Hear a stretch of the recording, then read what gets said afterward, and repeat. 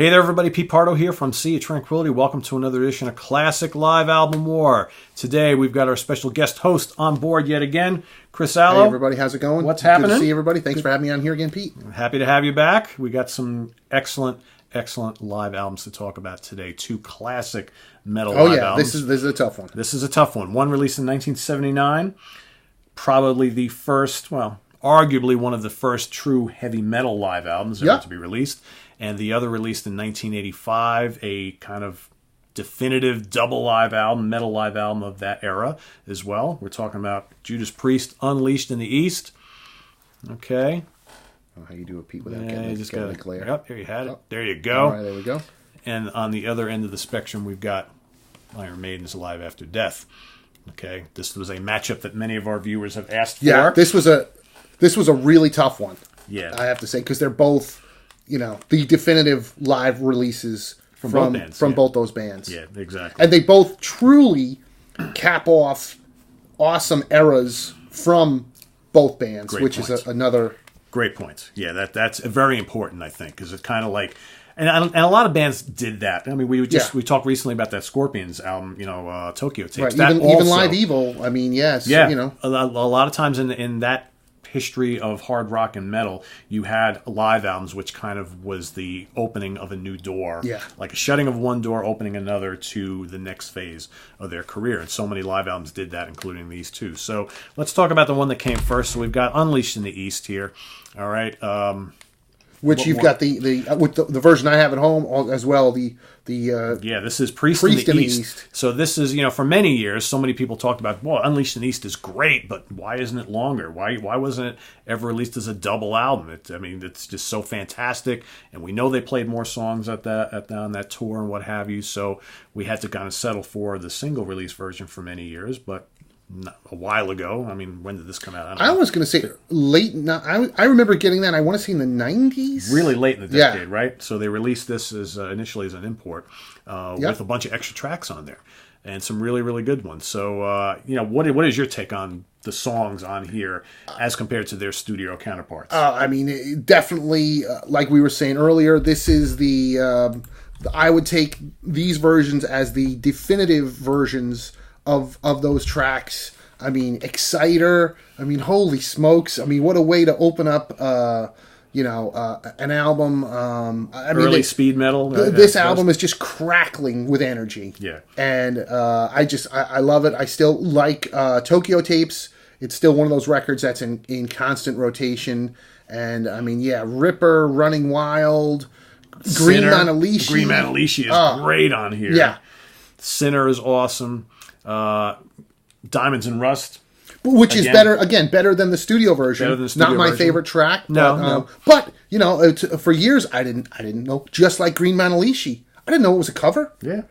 And now both of those are one of the some of those covers that possibly are even better than the originals. Oh, sure, definitely better than the original. Right. Victim of Change is without question, absolutely amazing on here. Probably a seminal heavy metal classic from this album. Genocide. I was just going to say that. Awesome. The two, I've probably seen Priest almost 30 times. The two songs I'm still dying for them to do when I'm there, Genocide and Tyrant. All in the same set? Yeah. Right? Yeah. And that Tyrant, just amazing. Amazing. But this year alone, they in the last year or two, they brought back Running Wild and so many of these other great tracks from this era.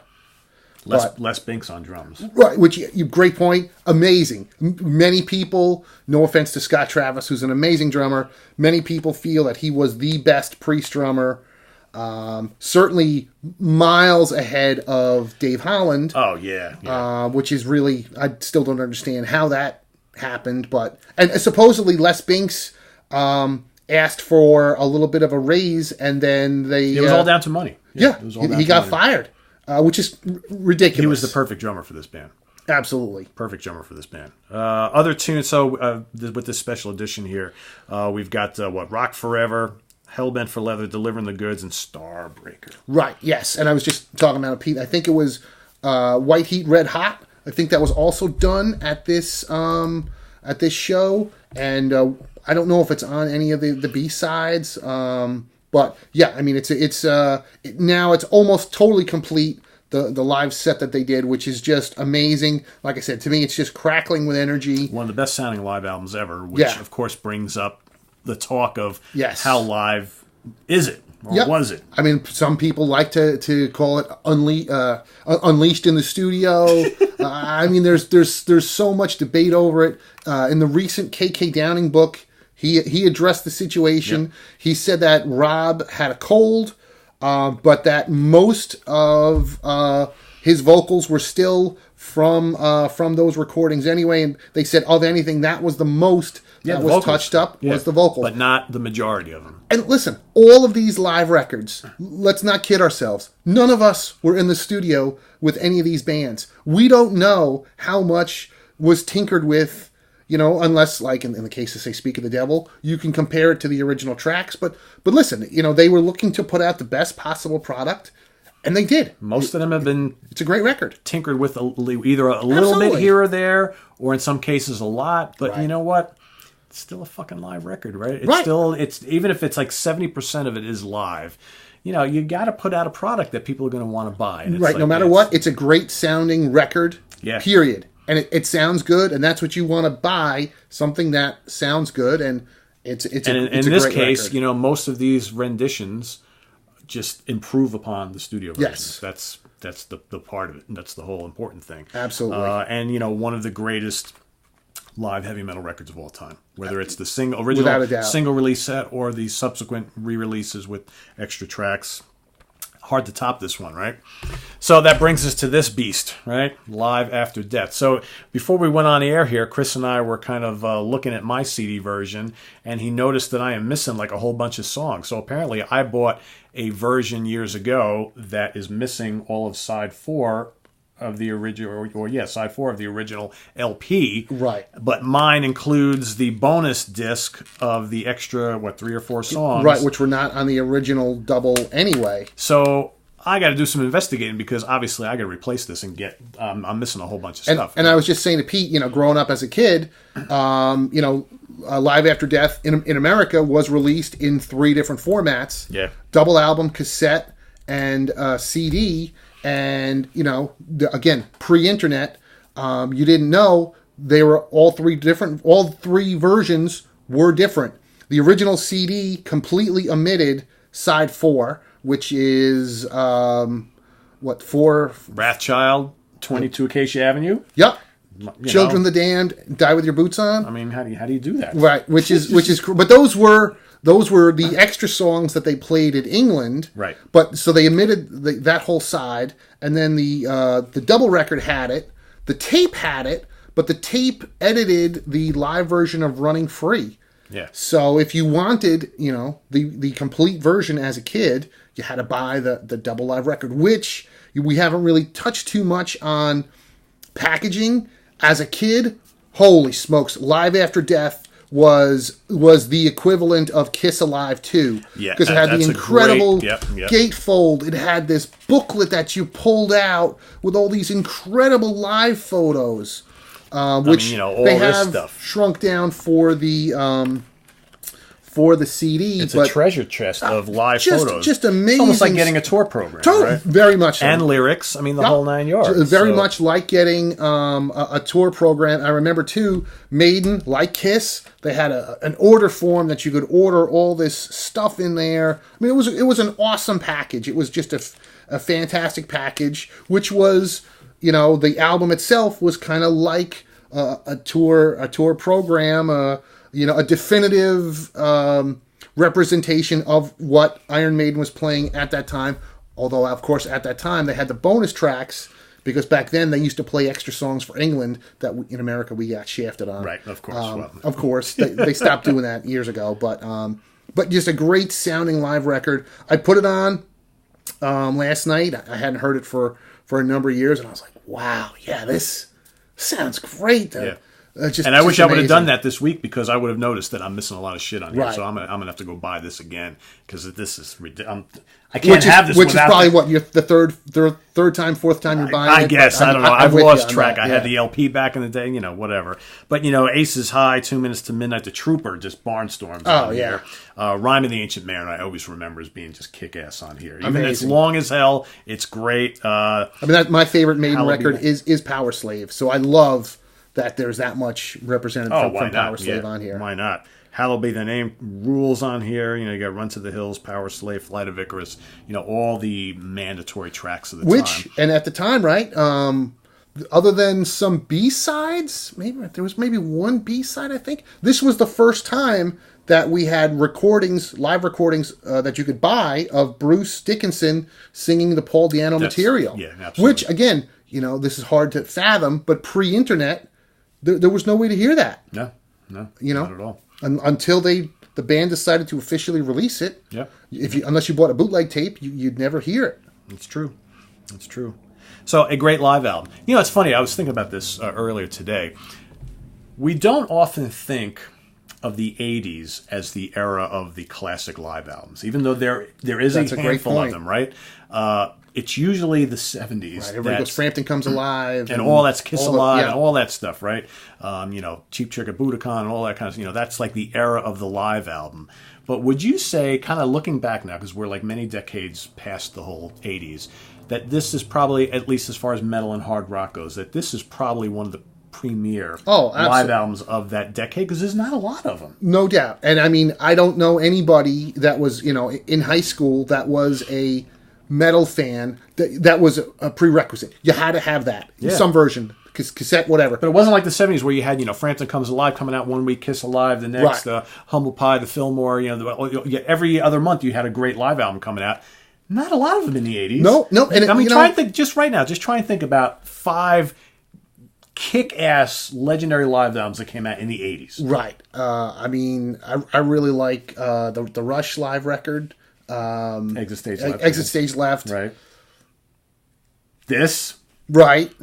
I'm trying to There's think. not a lot of them. I do love Live Evil. That was technically 82. Oh, yeah, that's true. Yeah, exactly. But, yeah, it's a bit of a dry spell. But the funny thing is, too, we haven't brought this up yet. It's amazing how important live records were, but today they really have no importance whatsoever. No, they don't. And I think that trend started in the 80s. Yeah. As the 80s kind of came to a close and the 90s came in, it wasn't really that important because you know what? Now you don't need to release a live record because that's true. You've got every performance you ever did is live up on YouTube. On YouTube, that's true. Every night, 10 minutes after it's over, exactly. So that's true. That kind of killed. In the old days, you had to go to the store and buy the representation of that band live in concert, which was a live record, and you don't need that anymore. But there certainly were a lot of great live albums, okay? Maybe none that are labeled as legendary yet. I put you on the spot before, and you can only come up with a few, but I did the same thing to myself the other day. But the more you think about it, you got this, you got the Saxon record, you got Motorhead, you got Michael Schenker put out a killer live album that decade. True. There's really a lot of them, but they're just not deemed as classic as what we had in the 70s. Yeah, for whatever reason. And in the 90s, forget it. Nobody's putting Kiss Alive 3 anywhere near Kiss Alive 1 and 2. No. I actually had one viewer who asked me if I was going to cover Kiss Alive 3 in this show, in this series, and I was like, I'm not going to do that. And it's not like it's a terrible record. But it doesn't have the significance of the first two. Not at all. And we can't be doing these shows till next, November. So that means Kiss Alive 4 with the symphony has no choice, no chance whatsoever. No, it ain't happening. So 2 absolute drop-dead metal classics, 2 classic live albums. As we always do in these shows, we give our feedback on which we prefer and why. This is a tough one. Chris walked into the studio here and he's like, man, I debated this all night. Yeah. I'm still not sure of my choice. So I will let my esteemed guest go first here. Which one you prefer? It's a really, really tough one. It was mentioned earlier before we went to camera. Martin Popoff, famed heavy metal author, always says, and I agree with him, that Unleashed in the East is all killer and no filler. And, either version, the extended version, or really the short version, which was a single record, I think it was only 9 songs, It's just go for the throat. Whereas Live After Death is longer, and it's the full meal. And you got most of the mandatory tracks on there, right? And yeah, it could be debated that maybe Live After Death is almost too much, whereas for Unleashed in the East, like it always left me wanting more. Even the expanded version. So they're both great. And is it better to be wanting more than to have fatigue? Yes, and then you're skipping songs. Right. So yeah, I'm going to give it to Unleashed in the East. Although I love Live After Death, and it still holds up. Like I said, I just played it last night. I was like, wow, what an amazing performance. The band is just amazing. It's awesome production from Martin Birch. I think they recorded the first 3 sides. They did 4 nights in Long Beach Arena, and then the last side was at the famed Hammersmith Odeon in England. I mean, it all sounds great. It is a great packaging, but it comes down to what's the record that I listen to more. That's what it's all about, right? And for me, it's Unleashed in the East. Yeah, I mean, I'm going to mirror those sentiments exactly. I've just got more history with this one, and like you said, all killer, no filler, and you listen to this start to finish, and when it's over, you're like, damn, I wish I had more. But you know what? I'm just going to start it all over again, flip it over. And that's what we did back in the day with LPs. And I just think that the definitive versions of all these songs are right here. Yeah, absolutely. And whether parts of it were recorded in the studio or whatever, I don't care. This is just a killer record. Not that this isn't. Right. I love it. I just, they're released 6 years apart. I was going to say, if this is a 9, Priest is a 10. Yeah. Or, I just have more history with this one. And this is the one I played more in my life. Yeah. And it is what it is, right? It's just a band at the top of their game. And not that this isn't. Nothing to take away from. And from. again, there's no right or wrong answer here. We're just, it's what you prefer, right? There's other people who might think differently. And if many of you were to say, I can't decide, I love them both, that's kind of where we're at too, right? But if we had to choose one, we're both going to go with Priest. I always like to say, because this is the Maiden versus Priest debate is the constant debate, and I always say, if you put a gun to my head and said Maiden or Priest, I always say you might have to kill me because I don't know. It's a tough one. But in this case, of the 2 live records, yeah, I'm giving the nod to Priest. Yeah, I hear you. I'm going to do the same. So cast your vote. Okay, you can put your comments and feedback here on the video itself. Also, in the upper right-hand corner, you're going to see a little circle with an eye in it. Click on that. You'll get a little poll. You can pick Maiden or Priest right there. Also, you'll see the poll on our Facebook page. You can vote there as well and put all sorts of comments there as well. So we're going to look at both results on both pages, okay? And then the end goal here, the winner of this particular battle is going to go into the second round and battle all the other winners. So we're going to take this for a couple of months and see which one you guys vote as your favorite live album of all time. Will Priest or will Maiden make it to the finals? Who knows? Anybody's game. Anybody's game, anybody's guess. So we'll have to wait and see. So this is on the web at www.seaoftranquility.org. We're on Facebook, we're on Twitter. Of course, we're here every day on YouTube. Chris, you want to tell everybody where they can find you and what you've been up to lately? I write for many years now. I write for More Sugar magazine, which is a free entertainment newspaper here in the Hudson Valley, New York area. I write the monthly heavy metal column, which is More Metal. I rant and rave about metal albums and tours, and I take concert pictures. These are my concert photos of Michael Schenker and King Diamond. And if you're not in the Hudson Valley area and can't pick up a copy, you can read the entire contents at the website, which is www.moresugar.com. Very cool. And interview bands and upcoming interview with Michael Schenker and other bands as well. So, keep your eyes on More Sugar. Awesome. Sounds good. Well, awesome. Chris, thanks for coming. As always, love having you here. Always a pleasure. Thanks for having me. But he's not going anywhere. We got one more of these coming up for this round anyway, so stay tuned. More classic live album wars coming up. We've got 2 pretty cool British bands, I think. Again, British classics. Bands again, right? Yeah. So why not? So stay tuned, and we'll see you then.